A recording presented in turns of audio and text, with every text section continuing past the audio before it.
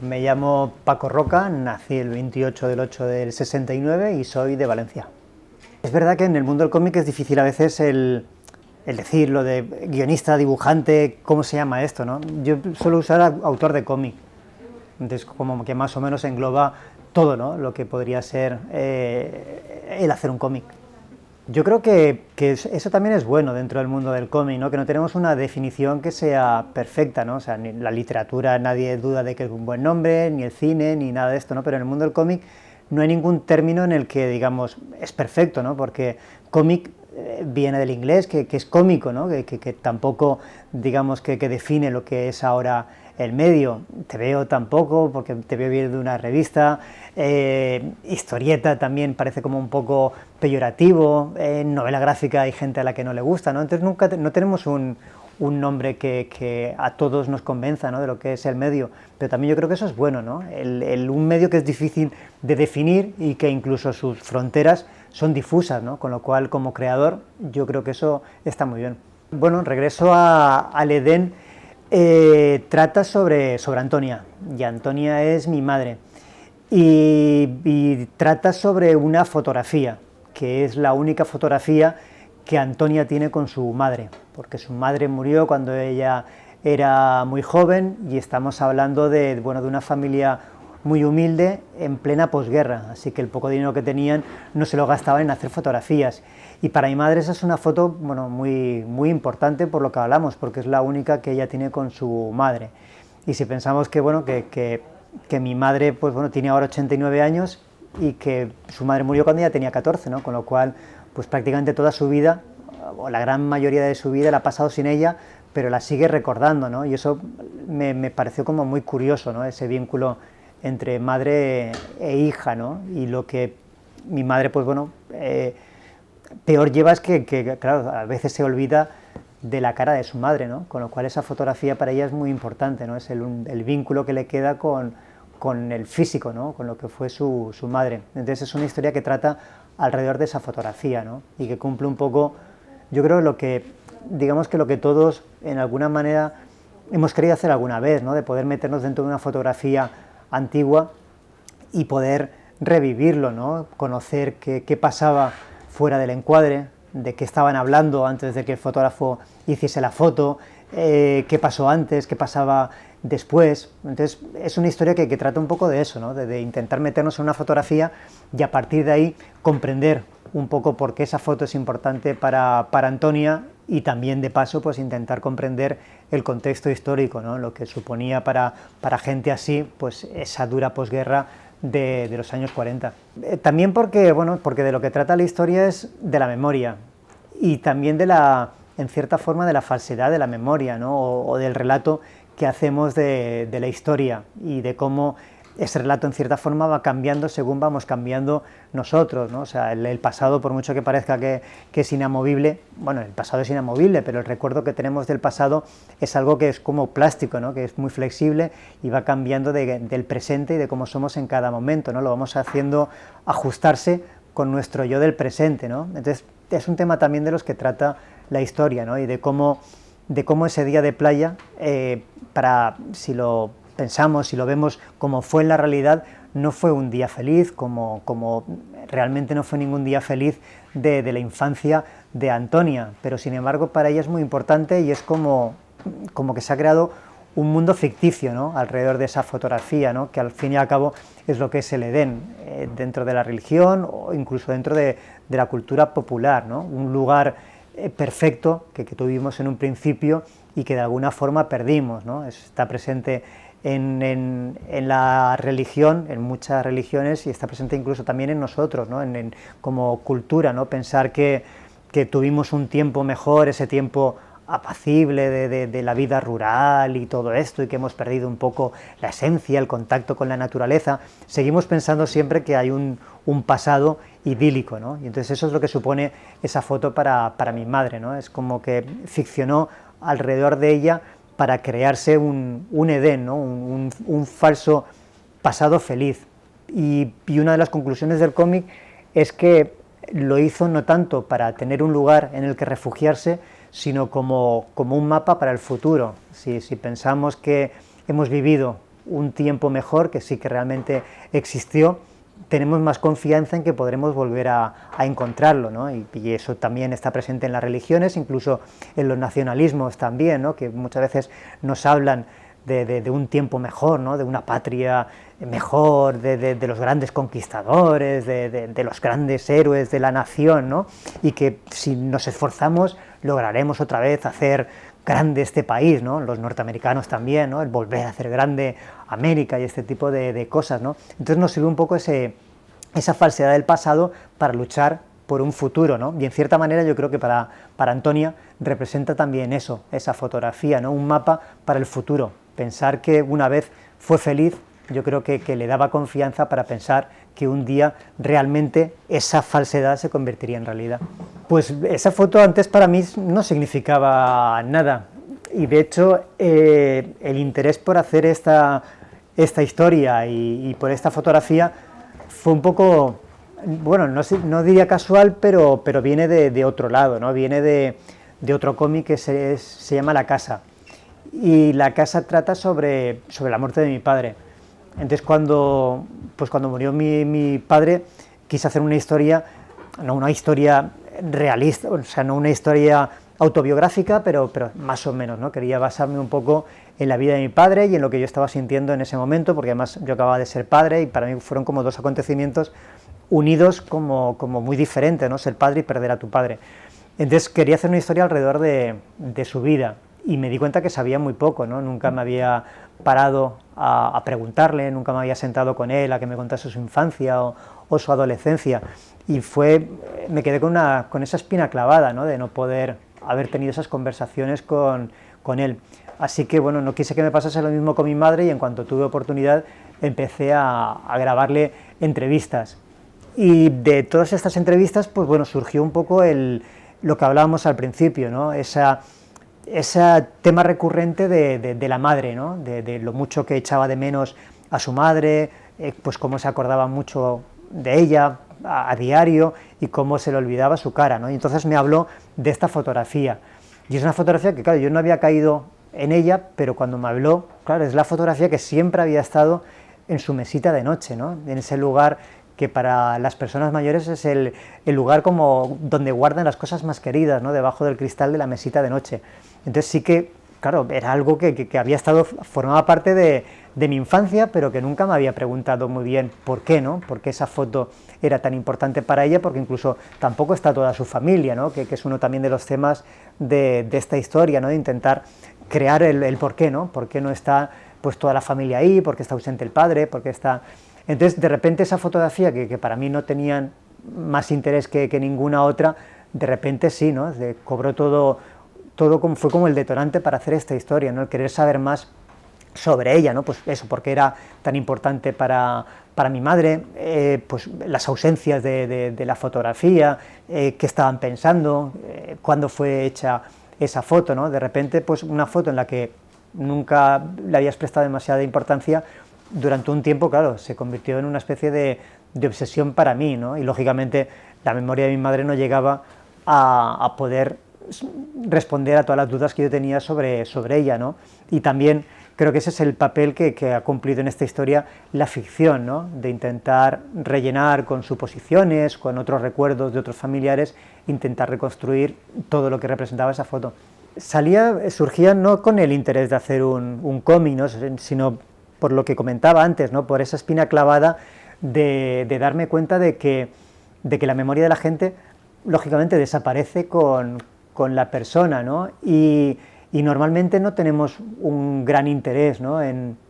Porque pensamos, por un lado, que siempre van a estar ahí nuestros padres o lo que sea, y bueno, ya un día le preguntaré por esto o lo que sea, ¿no? Y para mí fue como una especie de obligación, ¿no? De pensar que, bueno, que ni mis hermanos ni otros familiares iban a asesorar esa memoria de una forma exhaustiva, ¿no? Más allá de lo que pudiesen recordar.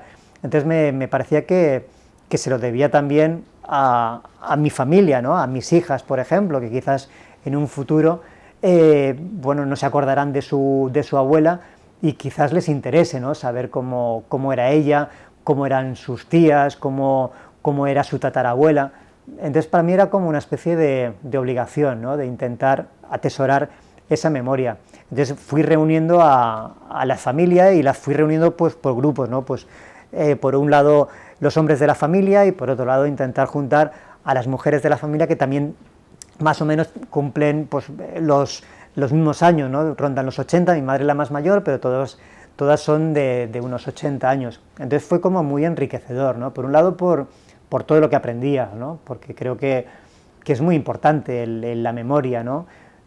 Creo que nada de lo que vayamos a vivir no lo han vivido ya otras personas, ¿no? El amor, el desamor, los odios, cualquier sentimiento, ellos ya han pasado por ahí, entonces siempre es como muy interesante, ¿no? El escucharlos y poder aprender. Por otro lado, cuando han tenido que vivir una época que a nosotros nos parece ya tan extraña, ¿no?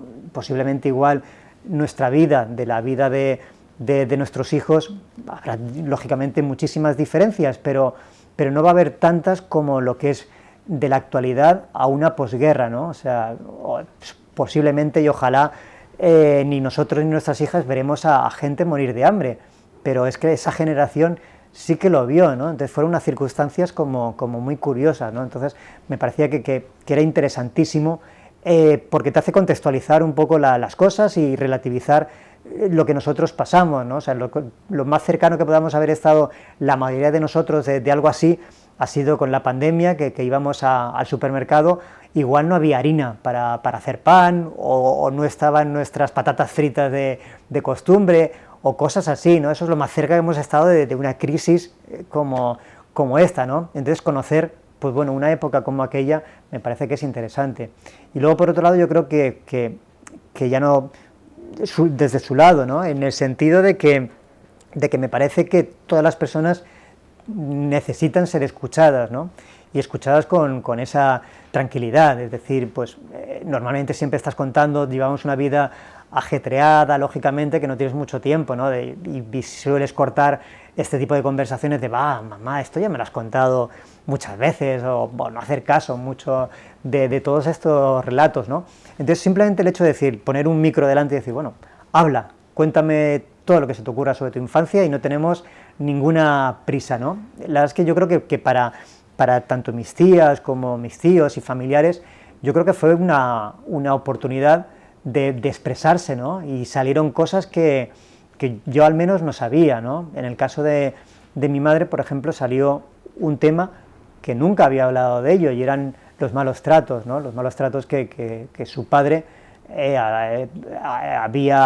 había hecho con su madre, ¿no? Esa violencia continua, ¿no? Es un tema que nunca había salido y que empezó a hablarlo en este tipo de entrevistas, ¿no? Entonces me pareció que no solamente para mí fue muy enriquecedor, ¿no? y tuve la oportunidad de guardar todas esas entrevistas, sino que para ellos yo creo que también, ¿no? el poder hablar y poder contar cosas que nunca habían tenido quizás en toda su vida la oportunidad de contarlas.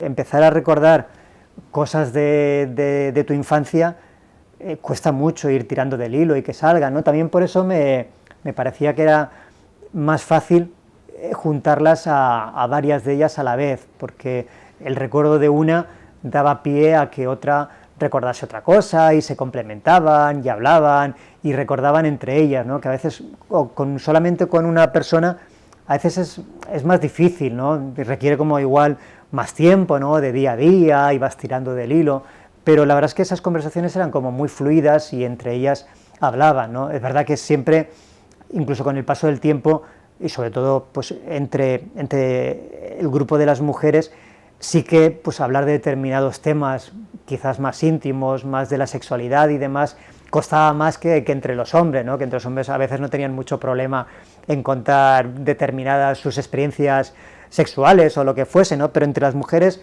sí que de mujeres que tienen 80 años, hablar de determinadas cosas a veces sí, ¿no? Sí que costaba, entonces entre ellas se reían y no hablaban mucho, pero en general yo creo que pudimos hablar un poco de todo sin ningún problema. Hay otra parte ahí, ¿no? También que también es lo que nunca han podido expresar demasiado, ¿no? Por un lado porque claro, tuvieron que vivir una época en la que no había libertades y tú no podías quejarte, ¿no? de tu situación, ¿no?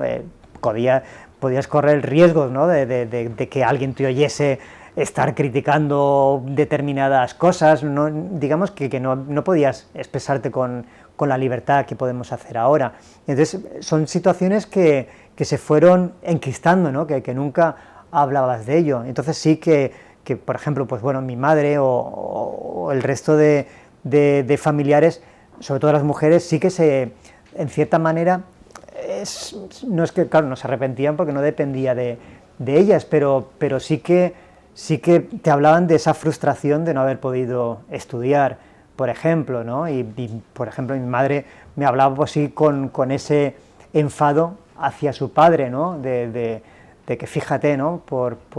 Para que mi padre tuviese la comida sobre la mesa, yo tuve que dejar de estudiar, ¿no? Y además me lo dice con la amargura de, fíjate, porque estaba aprendiendo a leer y a escribir, ¿no? Y es algo que también es verdad que mi madre es un caso aparte, ¿no? Pero que luego ya perdió totalmente el interés y jamás ha sabido escribir, o sea, sabe leer más o menos, pero le quitaron las ganas de aprender, ¿no?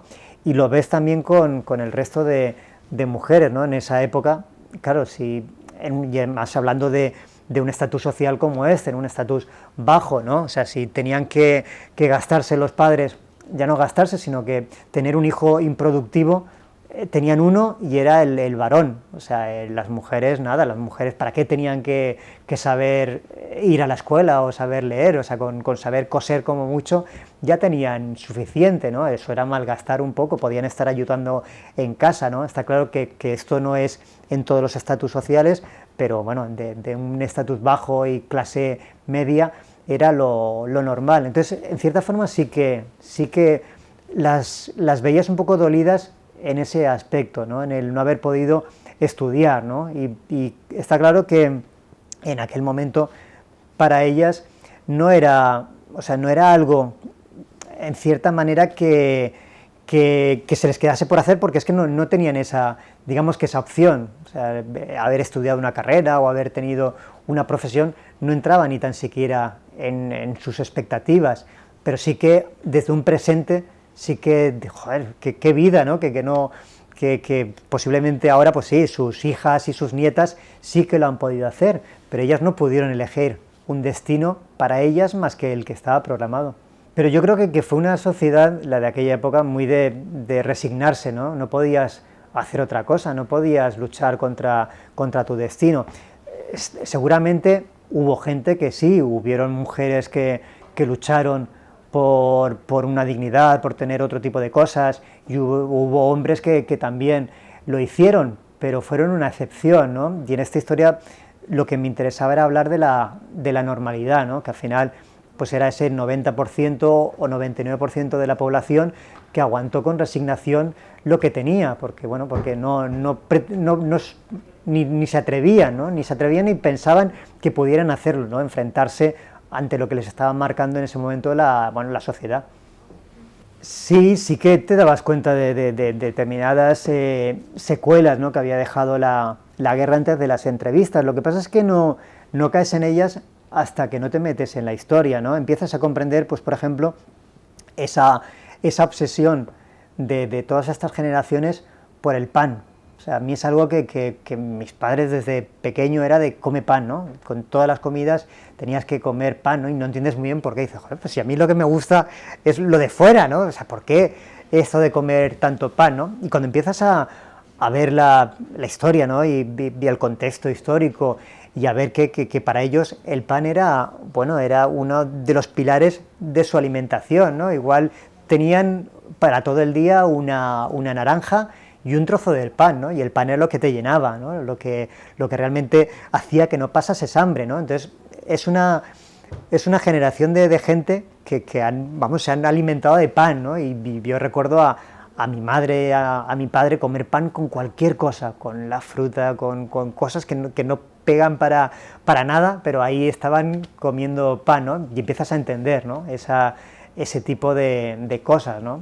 Y luego también, lógicamente, ¿no? La educación también hace mucho, ¿no?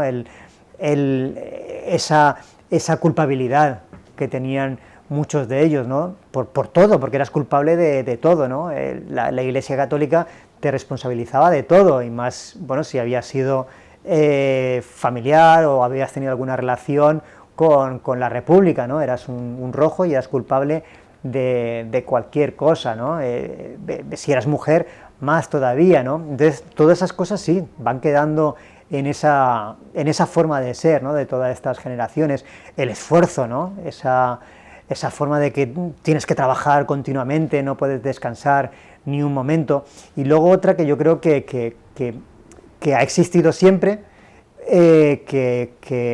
pero que digamos que la población intentó sacar la cabeza de ello, pero volvió a caer durante mucho tiempo, ¿no? Y es el sentimiento de que la pobreza se hereda al igual que lo hace la riqueza, es decir, los ricos son ricos porque en cierta forma son mejores, y los pobres son pobres porque o genéticamente no están preparados o no se esfuerzan tanto como la gente rica, ¿no? Y no se tienen en cuenta otras condiciones como el punto de salida del que partes, ¿no? De que posiblemente, lógicamente, un pobre morirá pobre y sus hijos serán pobres porque el sistema es así, no porque haya una tara en su mente ni porque se esfuercen menos, posiblemente se van a esforzar más que otra gente que pueda tener más, ¿no? Pero es algo que estaba asumido, ¿no? en esa sociedad, y que en cierta manera, ¿no? Todavía perdura un poco, ¿no? Y todavía nos encontramos con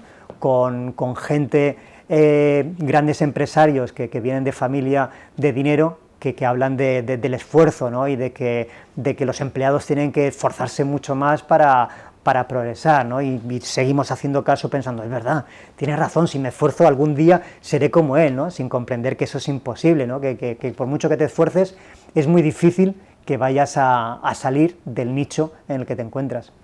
Pues sí, la verdad es que las historias van cambiando mucho, ¿no?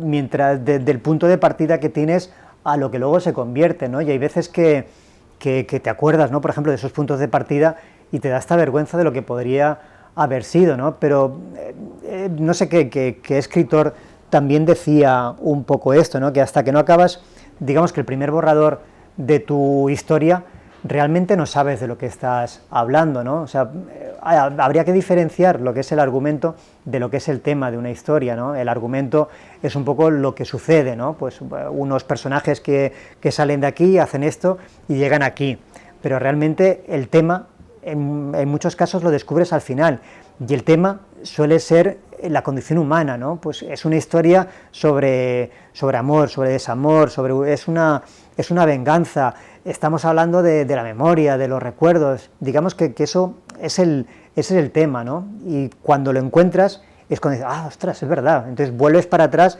y como que vuelves a hacer que lo que ha sucedido tenga como una intención, ¿no? Una intención que vaya por el camino que tú quieres contar, ¿no? Entonces, en todas las historias ocurre un poco eso, ¿no?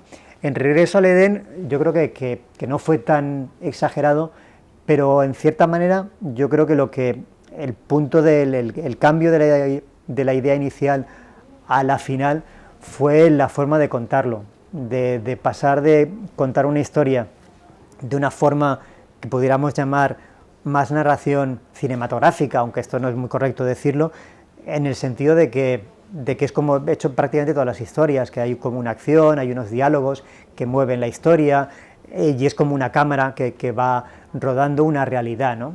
Y el gran cambio para mí fue el poner una voz del narrador, y eso me daba otra forma de contarlo diferente, ¿no? a la que había utilizado siempre, y eso de repente fue como todo un cambio, porque podías tener, por un lado, era la parte gráfica, digamos, y por otro lado, la que movía realmente la historia ya no era la parte gráfica como es habitualmente, sino que lo movía es la voz del narrador. La voz del narrador va contando lo que está sucediendo, te podías meter más en los sentimientos del personaje, y toda esa parte visual podía ir por otro lado, y me permitía pues poder hacer más metáforas visuales, utilizar la página de una forma muy diferente a como la había utilizado, ¿no? Entonces para mí ese fue en esta historia como ese gran cambio.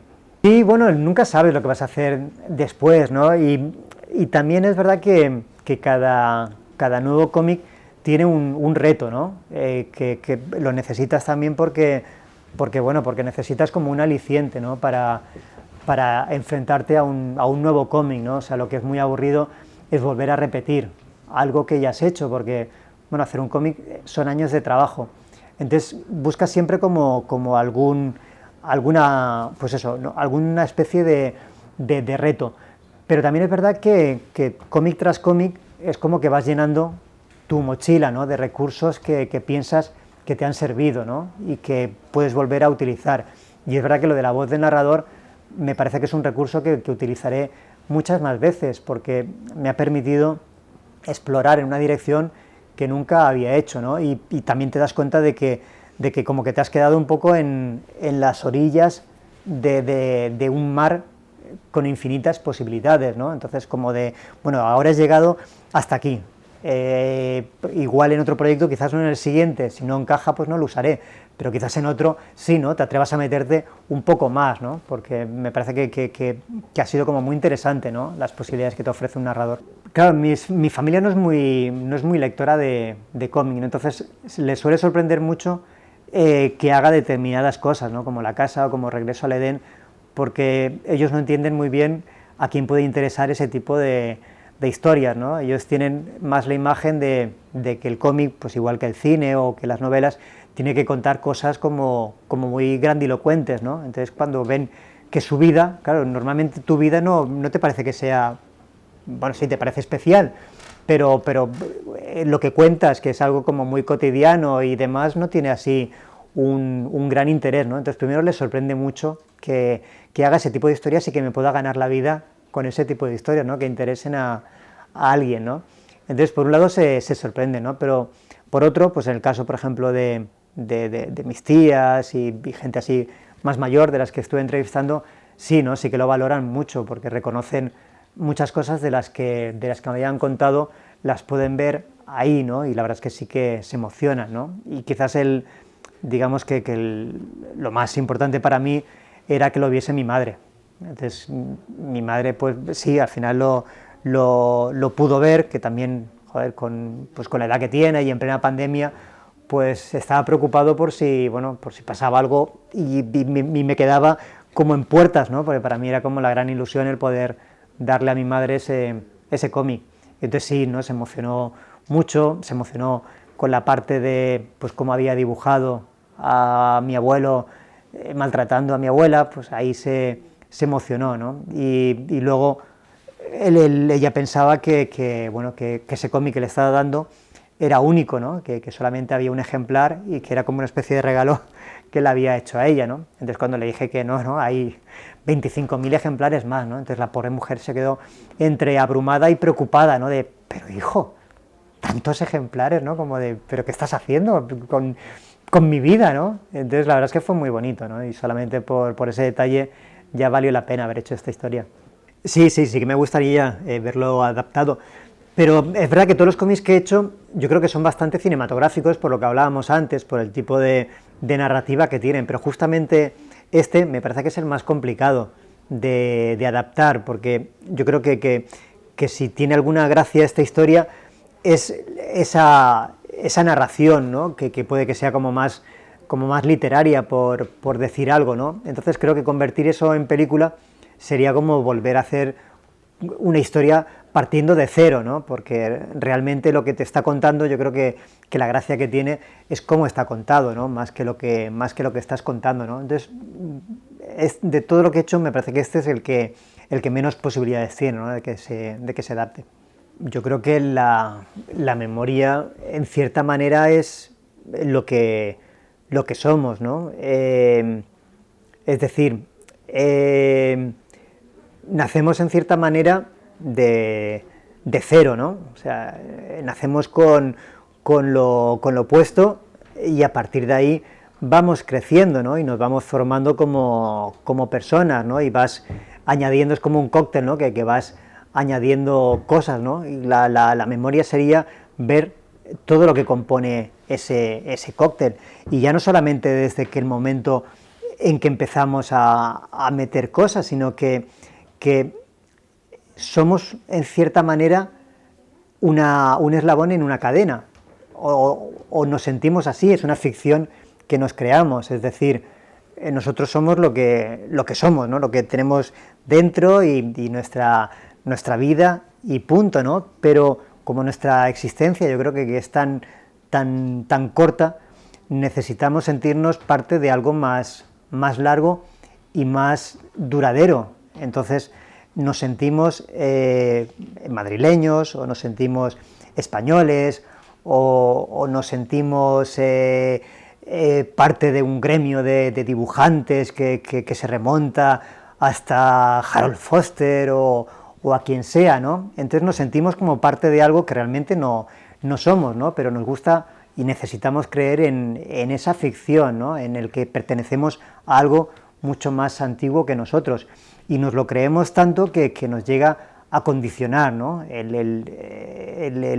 Lo que se espera que sea el ser español, o lo que se espera que sea pertenecer al gremio o a lo que nosotros queramos, ¿no? Con lo cual acabamos asimilando determinadas ficciones, ¿no? que forman nuestra forma de entender el mundo, ¿no? Entonces, para mí la memoria es todo eso, ¿no? Es todo ese cóctel que queda en ese vaso, ¿no? El pozo de lo que ya había, más todos los nuevos ingredientes, y para comprendernos yo creo que es necesario, ¿no? el explorar, ¿no? Esa memoria para comprender nuestra identidad.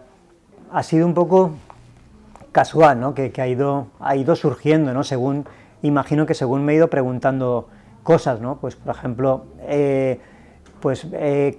cómo era la vida de los dibujantes que a mí me hicieron ser dibujante, ¿no? Pues imagino que esa curiosidad te lleva, ¿no? a querer saber sobre aquellos dibujantes, y por el camino te lleva a comprenderte también mejor a ti mismo y a tu profesión. Decir, vale, pues mira, pues lo que antes se comprendía como lo que podía ser un cómic, fíjate que ahora es muy diferente, o sin embargo esto sigue siendo lo mismo. Digamos que la mirada atrás te sirve para comprenderte mejor a ti mismo, ¿no? Entonces yo creo que ha ido surgiendo, ¿no? A partir de hacerte determinadas preguntas sobre ti mismo, ¿no? Dicen que al final el arte es la manera que tiene el artista de comprender el mundo, ¿no? Para mí los cómics es un poco eso, ¿no? Es la manera que tengo de comprender el mundo, y por el camino de comprenderme a mí mismo. Y pienso que cuanto más piense o más reflexione sobre el pasado reciente, por ejemplo, de España, pues bueno, más estaré sabiendo de la sociedad en la que vivo y de cómo yo entro en esa, o encajo en esa sociedad. Entonces, para mí ha sido como un poco ir preguntándome, no sé, cosas sobre mí mismo, tanto socialmente, políticamente, profesionalmente, y a partir de ahí, bueno, he ido buscando temas que me servían para comprenderlo. Pues la verdad es que puedo contar poco del siguiente proyecto, porque todavía, pues bueno, me queda mucho para poder hacerlo. Pues como hablaba antes, hacer un cómic es un proceso muy largo, ¿no? Y también, pues como hablábamos, ¿no? Puede mutar mucho desde la idea inicial a lo que luego sea, ¿no? Entonces todavía no puedo hablar mucho, pero lo único que sí, que no puedo evitarlo, y sigue un poco hablando sobre la memoria y reflexionando sobre el pasado. Bueno, pues la verdad es que sí, ¿no? Que te sientes muy bien con un premio Eisner, ¿no? O sea, en general también los premios fuera de España siempre te sorprenden, ¿no? Porque no vives ahí, no sabes muy bien cómo está siendo recibida tu obra, y más cuando son obras a veces a priori tan localistas, ¿no? Como pueda ser la casa, ¿no? Entonces siempre te pilla como de sorpresa, ¿no? Y luego también, pues bueno, cuando es una historia tan personal como es esa, pues te emociona más todavía, ¿no? Porque mi padre, que solamente salió, una vez de España en un viaje de la tercera edad, que aunque haya sido su memoria, haya recorrido tanto, ¿no? Que haya ido desde Japón a Estados Unidos, ya ha tenido premio en lugares así, la verdad es que aunque sea simbólicamente, pero bueno, para mí es como muy bonito.